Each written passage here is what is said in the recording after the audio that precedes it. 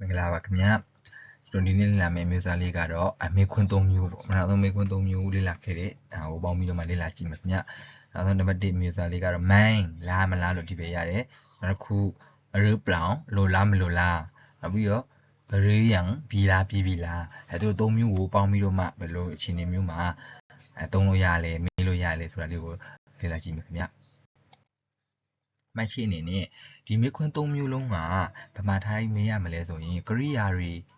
စကားလုံးတွေပိုင်းကရိယာစကားလုံးတွေရဲ့နောက်မှာဝကြတွေစာချောင်းတွေပေါ့စာချောင်းတွေရဲ့နောက်ဆုံးမှာနောက်မှာထားပြီးတော့မှမေးရတယ်ပေါ့ဒီမေခွန်း၃မျိုးကကရိယာတွေရဲ့နောက်မှာဝကြတွေရဲ့နောက်မှာထားရမယ်နံပါတ်1သိရမှာက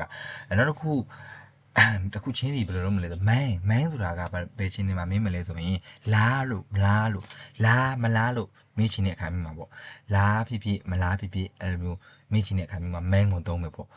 မိုင်းကိုသုံးမယ်ခုကသွားမလားဆိုရင်ပိုင်မိုင်းအဲ့လိုမျိုးပေါ့ပိုင်မိုင်းခါသွားမလားဆိုကိုကမသွားဘူးဆိုရင်မက်ခပ်တရားကြီးပေါ့မက်ခပ်မသွားဘူးပေါ့မက်ခပ်ဒါမှမဟုတ်ရင်ကရိယာဟိုယူပြီးတော့မှကရိယာရှင်းမှာမိုက်တက်လဲရတယ်ပေါ့မိုက်ပိုင်ခပ်အဲ့လိုမျိုးပေါ့ကရိယာစကားလုံးမိုင်းနောက်မှာကရိယာစကားလုံးတက်မယ်အဲ့လိုမျိုးဆိုရင်အဆင်ပြေပြီနော်နော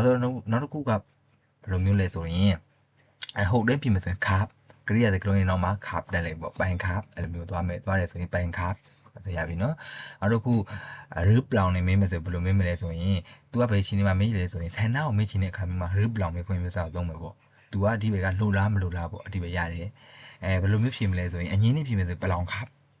ဆိုရပြီပေါ့သူပလောင်ခပ်ငင်းနဲ့မရပြီတကယ်လို့အဟုတ်တဲ့ဖြေမယ်ဆိုရင်တော့ကြာလေးတက်ပြရမယ်ကရိယာရဲ့အရှိမကြာတက်ပြရမယ်ပေါ့ဥပမာပန်ရစ်ပလောင်ဆိုရင်ဂျပန်ခပ်အဲ့လိုမျိုးပေါ့နောက်တစ်ခုရေယန်ကဘယ်လိုမျိုးလဲဆိုရင် तू က PC ကြောင်းကိုမေးချင်တဲ့အခါမျိုးမှာသုံးတယ်ပေါ့ပြီးပြီလားလို့ဒီပဲရတယ်ပြီလားပေါ့အဲဆိုရင်သူ့ကိုအငင်းလေးဖြေမယ်ဆိုရင်ရန်ခပ်လုံးလဲဆိုအဆင်ပြေတယ်ပေါ့ဒါမှမဟုတ်ဘူးနောက်တစ်မျိုးဖြစ်နေဆိုရင်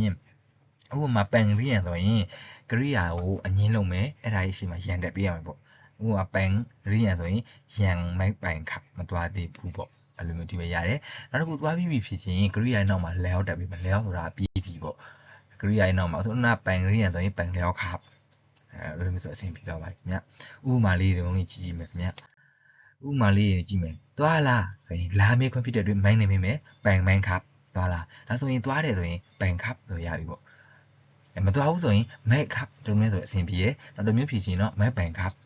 ကရိယာရှိမှာမိုက်တက်ပြရမယ်ပေါ့နောက်တစ်ခုစားပြီးပြီလားဆိုရင်စားတာပါလေကင်းစားတယ်ပြီးပြီလားကရီယန်ပြီးစီကြောင့်မေးရဖြစ်တဲ့အတွက်ရီယန်နဲ့မေးမယ်ကရိယာရဲ့နောက်မှာထားပြရမယ်ဖြစ်တဲ့ပိုင်ကင်းရီယန်ခပ်စားပြီးပြီလားကိုမစားရသေးဘူးဆိုရင်ယန်ခပ်တော့ရပြီပေါ့နောက်တစ်မျိုးဖြစ်ချင်းကရိယာကိုအငင်းလုံးမယ်မက်ကင်ကိုအငင်းလို့တော့မက်ကိုမက်တက်ပေးမယ်အငင်းလို့တော့မက်ကင်အဲ့ဒါရဲ့ရှိမှယန်တက်ပေးမယ်ယန်မက်ကင်ကမစားသေးဘူးပေါ့အဲ့လိုဖြေလဲရတယ်နောက်ပြီးတော့စားပြီးဖြေမယ်ဆိုရင်ဘယ်လိုဖြေရမလဲဆိုရင်ကရိယာရဲ့နောက်မှာလဲအောင်တက်ပေးရမယ်ကရိယာပါလဲစားတဲ့ကင်လဲအောင်ခပ်စားပြီးပေါ့နောက်တစ်ခုလုံးမလို့လားဆိုရင်သူဆန်တော့မေးတာဖြစ်တယ်မလို့လားတော့မေးတာဖြစ်တယ်လို့လားမလို့လားပါလေရူပလောင်ကရူပလောင်ဆိုရင်သူကဘာမှထားရမလဲဆိုရင်ကရိယာရဲ့နောက်မှာကရိယာစလုံးရှာရတော့လောက်တာပါကရိယာทำรูปหล่อครับလုံးမလို့လားทำรูปหล่อครับလုံးမလို့လားလို့ဒီပဲရတယ်လုံးမလို့လားဆိုရင်ကိုကမလို့ဘူးဆိုရင်ဘယ်လိုဖြစ်မလဲဆိုရင်ပလောင်ခပ်ဆိုရပြီပေါ့รูปหล่อနေမိတဲ့ဖြစ်တဲ့ပလောင်ခပ်ဆိုရင်မလို့ဘူးလို့ညင်းတာတဲ့အတူတူပဲเนาะအဲဆိုရင်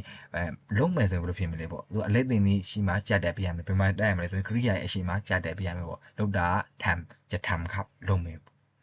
အဲ့လိုလေးပါခင်ဗျအဲ့ဆိုရင်အောက်ကယူမလားပေးမလို့လား CBB လားကိုဝန်တော့ကိုဖြည့်ခဲ့ကြည့်ပါခင်ဗျဒီနေ့ကဒီလောက်ပါပဲခင်ဗျကျေးဇူးအများကြီးတင်ပါတယ်